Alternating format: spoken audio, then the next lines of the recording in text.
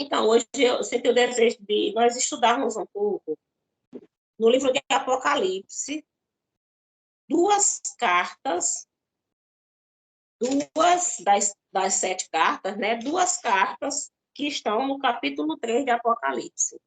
No capítulo 3 tem 3 cartas, mas nós vamos estudar duas. Vamos dar uma lembrada, e eu fico maravilhada que os hinos que o irmão Damião louvou aí já me deram assim, uma tranquilidade, uma confirmação da palavra que o Senhor tem para nossos corações nessa noite.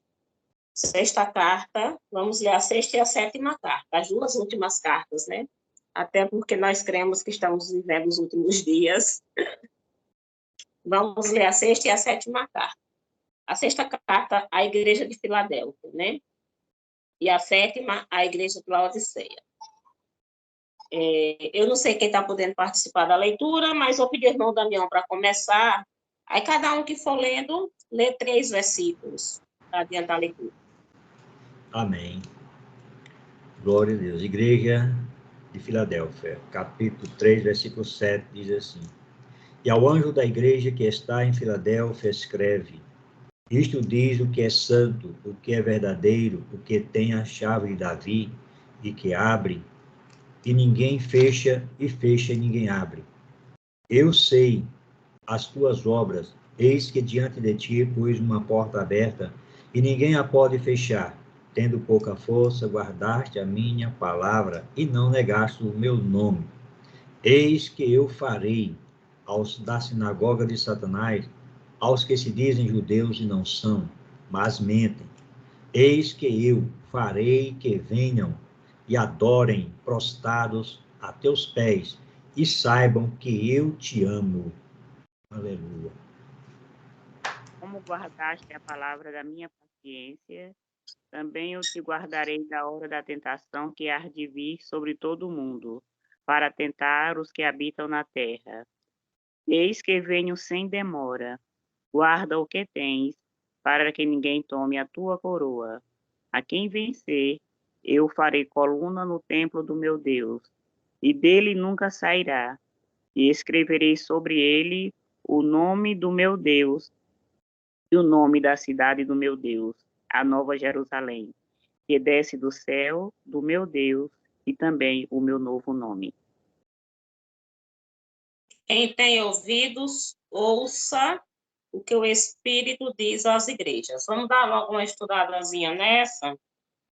Não, vamos ler todo, porque senão é arriscado a gente estudar, a gente pensa que vai estudar 10 minutos, e aí Deus vai mandando mais, e a gente acaba... Hoje eu realmente gostaria que nós estudássemos essas duas, né? Essas duas cartas. Então, eu vou pedir, quem é mais que está aí na fila, que quer ler? Mailine pode ler, Marlice, quem pode ler? Ao anjo da igreja, carta à igreja em Laodiceia. Ao anjo da igreja em Laodiceia escreve: Essas coisas diz o Amém, a testemunha fiel e verdadeira, o princípio da criação de Deus. Conheço as tuas obras, que nem és frio nem quente. Quem dera fosse frio ou quente. Assim, porque és morno e nem és quente, e nem frio. Estou a ponto de vomitar-te da minha boca. Continua, pois diz: Estou rico e abastado, e não preciso de coisa alguma. E nem sabes que tu és infeliz. Sim, miserável, pobre, cego e nu. Aconselho-te que de mim compres ouro refinado pelo fogo para te enriqueceres, vestiduras brancas para te vestires, a fim de que não seja manifesta a vergonha da tua nudez, e colírio para ungir os olhos, a fim de que vejas. Ungir os olhos. Eu repreendo e castigo a todos quantos amo. Se, pois, zeloso e arrepende-te. Eis que estou à porta e bato. Se alguém ouvir a minha voz e abrir a porta, entrarei em sua casa, e com ele cearei e ele comigo. Ao que vencer, lhe concederei que se assente comigo no meu trono, assim como eu venci e me assentei com o meu Pai no seu trono. Quem tem ouvidos, ouça o que o Espírito diz às igrejas. Então, amados, nós sabemos que o Senhor Jesus, né, deu aquela revelação a João, quando ele estava ali na ilha de Patmos, né, aprisionado ali, ilhado, né, ilhado e aprisionado, né, porque ele estava ilhado como prisioneiro, em uma ilha de segurança máxima, quando ele, a Bíblia nos diz lá no primeiro versículo, nos primeiros versículos do livro de Apocalipse, que revelação que Deus deu a Jesus, que Jesus enviou por meio do anjo para entregar a João, né? E mostrar a ele as coisas que estavam, que em breve iriam acontecer. É interessante, né? Porque diz, porque o tempo está próximo, né? Realmente, o relógio da gente não tem uma sintonia com o relógio de Deus. Às vezes a gente acha que as coisas estão demorando e tal, mas se Deus disse naquela época, no primeiro século, que já estava próximo, e a Bíblia não mente, Deus não mente, então é porque era próximo realmente, está próximo. Imagine questões outras nossas, de 10 anos, 20 anos, que a gente diz, que a gente parece que já tem uma existência inteira, né? Mas se no primeiro século Deus disse que o tempo estava próximo, e um tempo que vai acontecer, imagine a nossa brevidade, a nossa vida tão breve, quantos segundos ela passa diante de Deus, né? Isso é para a gente entender que não adianta a gente ficar inquieto, tem que aprender a descansar no Senhor, porque o tempo, ele é Senhor do tempo.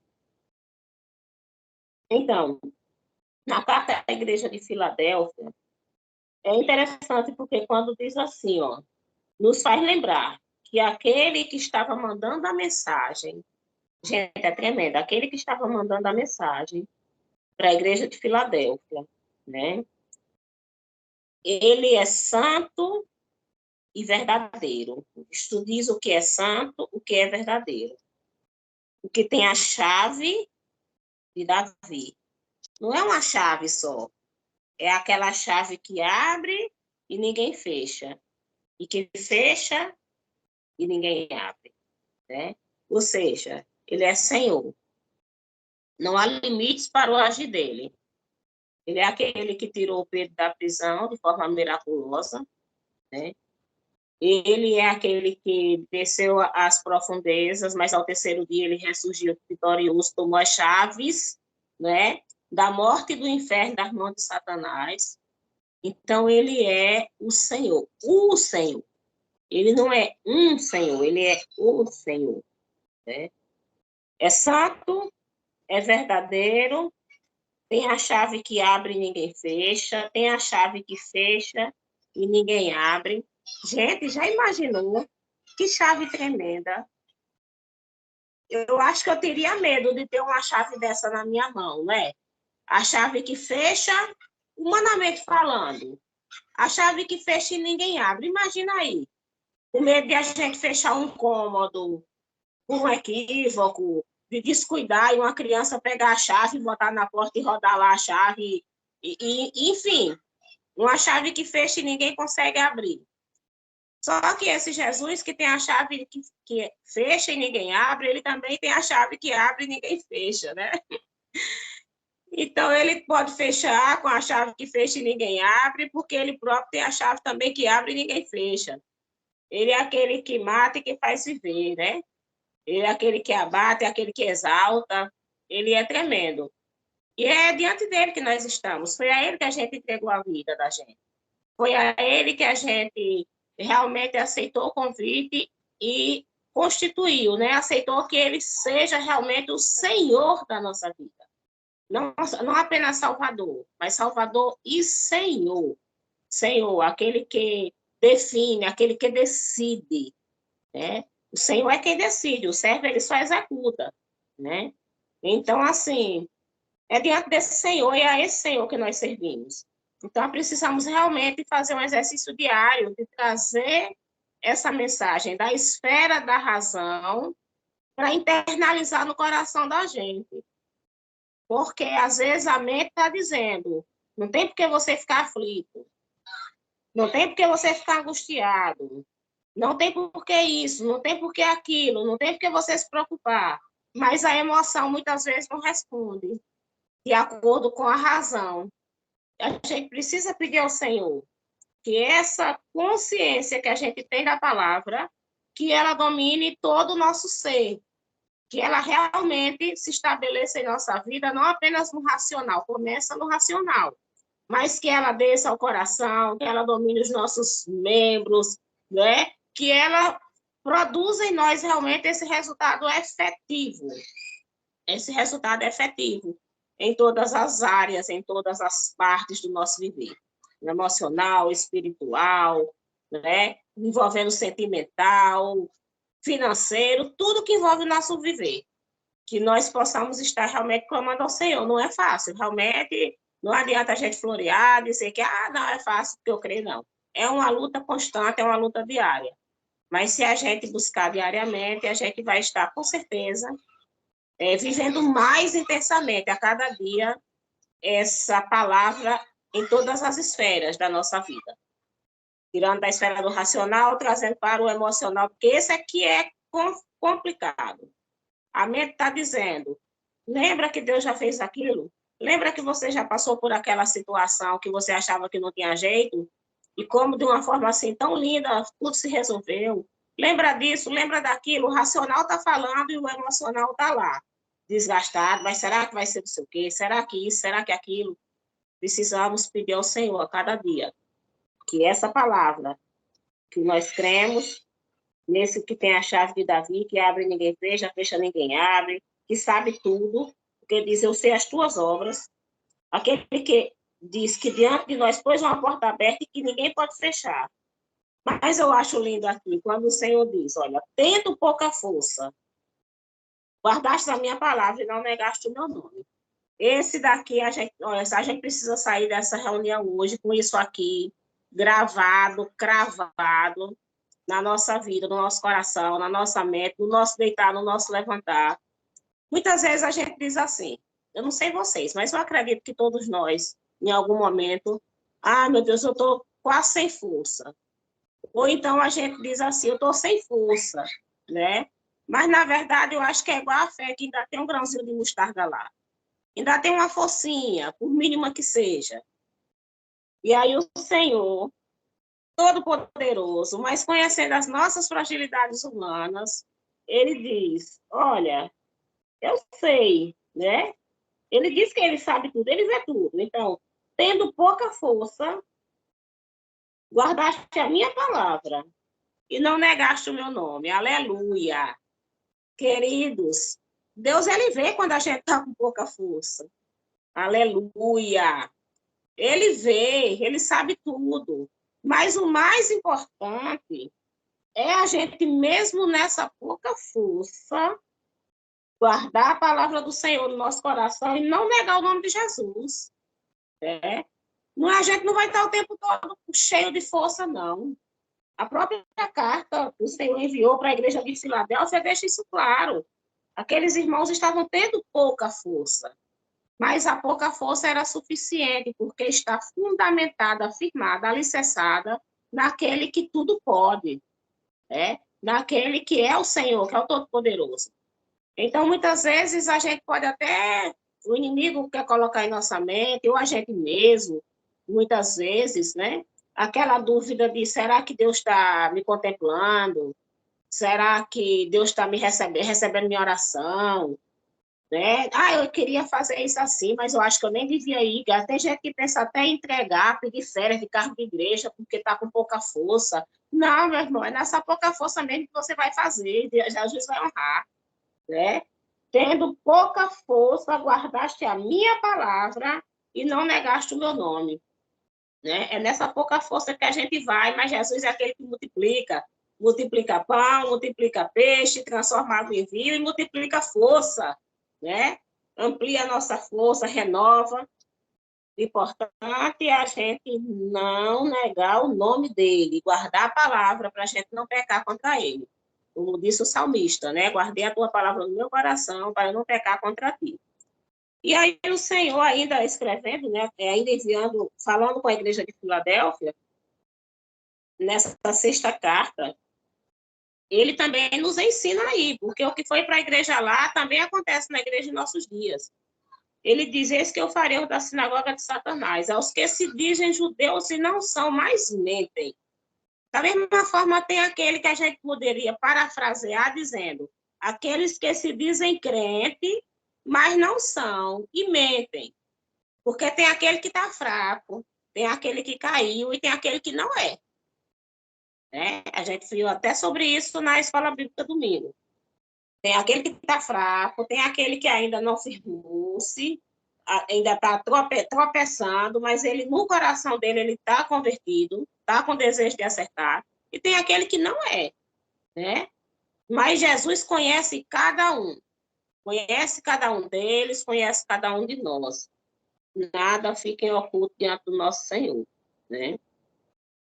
E aí, como ele diz, como guardaste a palavra da minha paciência. Gente, que promessa linda. Primeiro, ele reconhece que a gente tem pouca força, mas mesmo na pouca força, aí vem a promessa.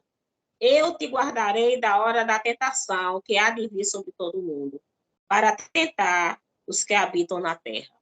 Né? Eu te guardarei da hora da tentação. Eu vejo aqui uma coisa muito interessante, comparando com aquela passagem de Jesus falando a Pedro, quando ele diz assim: Pedro, Pedro, eis que Satanás, vamos aqui, eu quero que os irmãos me ajudem a compreender essa, para ver se eu estou entendendo da forma correta. Quando abrir a oportunidade, os irmãos lembrem de dar uma pincelada nisso.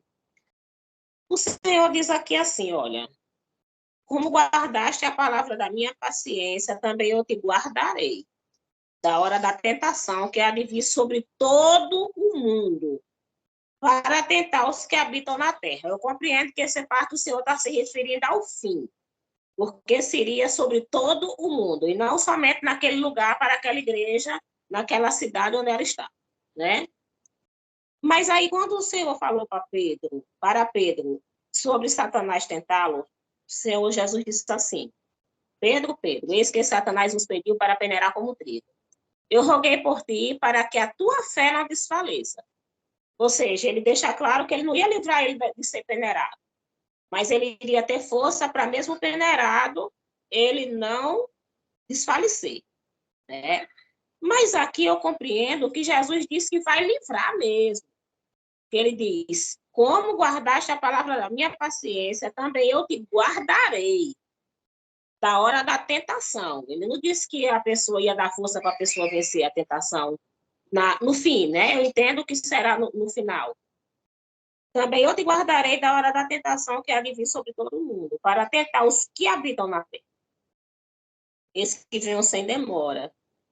Gente, às vezes a gente acha que algo está demorando. Ah, Senhor, está demorando para abrir a porta do emprego. Ah, Senhor, está demorando para a casa própria. Ah, Senhor, está demorando para a conversão do meu marido, dos meus filhos, da minha família. Aquele vizinho, aquele colega e tal. Senhor, está demorando. Gente, quem somos nós para dizer que está demorando? Porque se Jesus, no primeiro século, disse eis que veio sem demora, e até hoje a gente já está no século 21, e não é porque ele falhou, não é porque ele mentiu, não. É porque, para quem trabalha com a eternidade, como é o nosso Deus, ainda não está demorando, não. Ele disse eis que veio sem demora, ele vem na hora certa, nem adianta e nem atrasa. Né? A gente é que interpreta muitas vezes dentro da nossa ansiedade. Eis que venho sem demora. Mas aí vem um alerta: guarda o que tens, para que ninguém tome a tua coroa. Muitas vezes a gente está preocupado em conquistar outras coisas e está negligenciando o que tem. Muitas vezes a gente está preocupado em conquistar e esquecendo de cuidar do que a gente tem. Não estou dizendo que é errado a gente conquistar, tanto na parte espiritual, institucional de igreja, né, no servir ao Senhor, na obra, como na parte secular. É bom, gente, é assim, é gostoso conquistar. Mas desde que nisso a gente não venha a descuidar e não venha a perder aquilo que a gente já recebeu da parte do Senhor, que é a coroa da vida, né? A garantia da vida eterna. E essa garantia de vida eterna é para aqueles que estiverem realmente buscando viver uma vida de santidade. A paz do Senhor, irmã Naina, tudo bem? Então, o Senhor alerta, guarda o que tens, para que ninguém tome a tua coroa, para que ninguém tome, né? Não é porque a gente vai perder, é porque tem quem queira tomar. E a gente precisa cuidar. E a gente lembra que a Bíblia diz que Satanás anda ao redor, anda como leão, buscando a quem possa tragar. A Bíblia nos ensina a ficar alerta contra as astutas ciladas do diabo. Então, irmãos, a Bíblia diz que aquele que está de pé, cuide para que não caia. A Bíblia está cheia de alertas para aqueles que estão firmes. Não é para quem está caído, o alerta é para quem está firme, né? A gente não se sinta demasiadamente forte de achar que não precisa vigiar, que nada, que isso não acontece comigo. Não acontece. Se a gente vigiar, não acontece. Porque o Senhor nos capacita a cada dia para permanecer, para viver a vida que Ele propõe para a gente. Mas se não vigiar, qualquer um está sujeito a fazer qualquer coisa, né? Então, em vez de julgar o irmão que pecou, a irmã que caiu, fulano que fez isso ou aquilo, que a gente possa estar orando e que a gente possa vigiar na nossa vida, porque essa que é a responsabilidade maior nossa, que ninguém vai vigiar por nós, é a gente que tem que fazer, né? Sabendo que a quem vencer é porque nem todos vencerão. A quem vencer, eu farei. Aí tem as promessas do Senhor, né? O Senhor diz que vai livrar da tentação, quando vier o momento em que todo mundo será tentado. O Senhor diz que vai fazer coluna no templo do nosso Deus, né? E que nunca sairemos, será eterno quando ali chegarmos, para quem permanecer, para quem perseverar. Escreverei sobre ele o nome do meu Deus, o nome da cidade do meu Deus, e também o meu novo nome. Jesus vai ter um novo nome. Qual será, hein? Só vamos saber quando chegar lá, né? Ele disse também o meu novo nome. Ele não disse que a gente também vai ter um novo nome, né? Deve ser muito especial. Eu lembrei agora que quando Ananias, Misael e Azarias chegaram na Babilônia, colocaram neles outros nomes, não foi? De acordo à cultura, né, babilônica, que foi Sadraque, Mesaque e Abednego, né? Amém? Então, de acordo com o país, a gente vai receber um novo nome, gente, de acordo com o país, a gente vai estar no novo país. Aleluia! Até o nosso nome vai ser adequado para a nossa nova moradia, na nossa pátria. Enfim. E aí o Senhor continua com a 7ª carta, deixa-me ver aqui, vai dar tempo, louvado seja Deus. O Senhor deu todos esses alertas, né? A gente viu aqui na carta a Filadélfia, né? Elogios e alertas, não foi? A gente viu aqui alguma repreensão, só fazendo referência, no versículo 9, àqueles que estavam ali com a capa, né? Aqueles que estavam se disfarçando de ovelhas, mas que na verdade não eram, né? Então, esse daí eu já nem digo que foi exortação para eles, porque o Senhor está se dirigindo àqueles, aos que estão na presença dele. É tanto que a gente vê na linguagem tipo, falando como, referindo ao outro. Eis que eu farei aos da sinagoga de Satanás, aos que se dizem judeus e não são, mas mentem, eis que eu farei que venham e adorem prostrados a teus pés. A carta era para esse que ele diz, a teus pés, e saibam que eu te amo, né? Então, na verdade, não há uma exortação aqui para o povo de Filadélfia, o povo que recebeu a carta. Há uma referência a que havia aqueles que se tentavam passar por judeus, mas, na verdade, não tinham vida condizente, né, com aquilo que diziam ser. Aí continua o anjo da igreja que está em Laodiceia, escreve. Aí agora essa outra carta a gente já vai ver um outro contexto. E aí o Senhor já vai falando com a gente para a gente analisar os quartinhos da nossa vida e saber em que carta está, né? Em que carta está cada área da nossa vida, em que carta nós estamos. Se nessa primeira, que mesmo tendo pouca força, guardamos a palavra, né? E temos essas promessas, ou ao anjo da igreja que está em Laodiceia, né? O Senhor lembra novamente a questão do verdadeiro.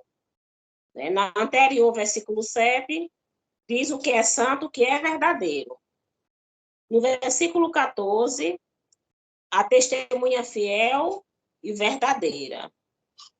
Por isso, nós não podemos ser mentirosos, irmãos, porque Jesus é verdadeiro, é a testemunha fiel e verdadeira, né? Ele diz que ele é o caminho, a verdade e a vida. Nós precisamos ser verdadeiros. Não quer dizer aquele verdadeiro que sai falando tudo, o que pensa, o que deve, o que não deve, e magoando todo mundo pela frente, porque diz, porque eu sou assim mesmo, sou verdadeiro. Não, calma. Precisa ser verdadeiro e ser sábio, ser prudente, né? Ter domínio próprio. Mas nós não podemos ser falsos, não podemos ser nem mentirosos, é a prática, nem sermos falsos no nosso jeito de viver. Precisamos ser verdadeiros. E aí o Senhor já começa, eu sei as tuas obras que nem és frio nem quente. Olha, a gente compara o versículo 15 com o 8, né? Eu sei as tuas obras. E o outro também, eu sei as tuas obras. Aí o Senhor, no versículo 8, a carta de Filadélfia, ele diz, tendo pouca força, guardaste a minha palavra. Já a igreja de Laodiceia, ele diz, eu sei as tuas obras que nem és frio nem quente. Uma coisa é ter pouca força, olha, não vamos confundir, tá? Vamos comparar o versículo 8 com o 15. Uma coisa é ter pouca força, mas nessa pouca força, a gente não está frio e nem está morno. A gente está quente, com o fogo do Espírito Santo na vida da gente, tá? São situações diferentes. Eu sei as tuas, nem és frio nem quente. Tomara que foras frio ou quente. Gente, o morno é algo tão terrível. O morno é aquele assim, que está na maresia, né? Que não se posiciona, né? E é um perigo, porque veja que o perigo é tão grande que Jesus chegou ao ponto de dizer, era melhor que você fosse frio. Porque o frio, ele se conscientiza, uma hora ele vai se cair em si que ele está frio. E vai buscar aquecer. Vai orar, vai ler a palavra, vai chorar nos pés de Jesus, vai buscar aquecer. Mas aquele que está morto, acha que está bom. E não percebe que não está. E não toma posição para aquecer, para se encher da presença. E ainda acha ruim se alguém alertar. Né? Se incomoda se alguém alertar. Rejeita o alerta e o despertamento. Porque se acha, na nossa linguagem, se acha. Né? Se acha. É o tal, a tal, né? É o bacana, a bacana, em vez de viver a humildade que o nosso mestre nos ensina a viver. E aí o Senhor é quem diz isso, olha, quando ele diz aqui, olha, que aqueles a quem ele estava se referindo, e que no nosso contexto de igreja também existem essas pessoas, eles dizem, rico sou e de nada tenho falta. Quantas pessoas não pensam, não, para mim está tudo bem. Não, se eu não tivesse bem, se eu não tivesse bem com Jesus, não estava sendo tão abençoado. né? Ainda julga o outro que está passando a prova, né, em algumas áreas da vida, como se o outro, às vezes, tivesse em pecado, por isso que está vivendo a prova. Olha aqui, gente, está vendo Apocalipse, Novo Testamento, para a gente combater alguns ensinos que, às vezes, algumas pessoas querem nos confundir. Como se bênçãos em relação a conquistas, tanto financeiro, como tranquilidade no lar, no trabalho e tal, como se isso fosse resultado de uma vida com Deus, e quem não está vivendo isso é porque está em pecado. A gente viu o Senhor dizendo àquela igreja de Filadélfia que eles tinham pouca força, mas eles estavam ali aprovados por Deus, e esses outros aqui da igreja de Laodiceia está dizendo, rico sou, estou enriquecido e de nada tenho falta. Se eles estavam dizendo isso, é porque, humanamente falando, a vida deles estava muito bem, obrigado. A ponto de dizer que de nada tinha falta, né? Aí Jesus disse, não sabes que és um desgraçado, miserável, pobre, cego e nu. Ou seja, não é pelas bênçãos, não é pelas coisas que temos, pelas conquistas, o termômetro da nossa vida espiritual. Mas não é mesmo. Não é. Porque se fosse assim, o povo dos países onde há perseguição ao evangelho, aquele povo que está todo dia ali disposto a dar a vida por Jesus, então eles estariam na bonança, humanamente falando, né? E é preciso tomar cuidado para não se deixar levar por essa falsa ideia. Porque senão aquele que está passando muita luta, daqui a pouco desacredita que está sendo cristão verdadeiramente, desacredita que Deus está contemplando a oração dele, né? Assim como pode ocorrer o inverso, aquele que está lá com a vida desmantelada, mas está ganhando bem, foi promovido no emprego, aconteceu um monte de coisas aparentemente, assim, coisas boas, aparentemente não, coisas boas e acha que não, minha vida não está ruim diante de Deus, não. Se Deus não tivesse aprovando isso que eu estou fazendo aqui, aquilo ali, uma série de raposinhas, né? Eu não estava tão bem. Engano. A Bíblia se explica com a própria Bíblia. Mateus 7, 21. Nem todo que me diz Senhor, Senhor, entrará no reino dos céus, mas aquele que faz a vontade do meu Pai que está no céu. Muitos me dirão naquele dia, Senhor, em teu nome fizemos isso, fizemos aquilo, taraná, taraná. Olha aí. E ele dirá, apartai-vos de mim, né, que eu não vos conheço.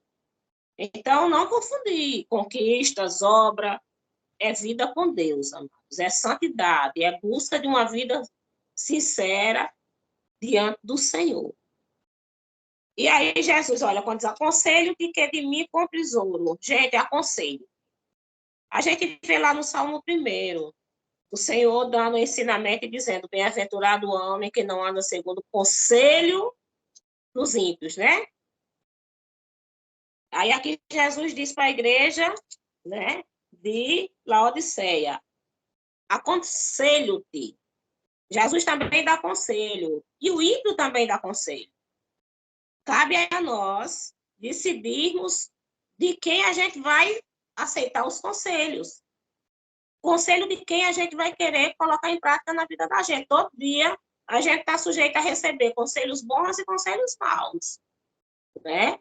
Pessoas que querem nos dar conselhos para nos aproximar de Deus e pessoas que querem dar conselho para minar nossa fé com Deus. E a gente tem que saber filtrar e se posicionar. E, por fim, que eu não vou até o final, vou encerrar com esse aqui, do 19, que Jesus diz, eu repreendo e castigo a todos quantos amo. Sê, pois, zeloso e arrepende-te. Mesmo com toda essa... Gente, o amor de Deus, onde o irmão Damião, quando ele estava louvando, e ele ainda deu ênfase depois falando no amor, né? Deus confirmando essa palavra. Que mesmo diante de toda essa situação que estava aquela igreja de Laodiceia, Jesus ainda estava dando chance, ensinando, exortando e dizendo, arrependa-se. Eu repreendo e castigo a todos quanto amo. Sê, pois, zeloso e arrepende, que ele ainda estava dando chance. né?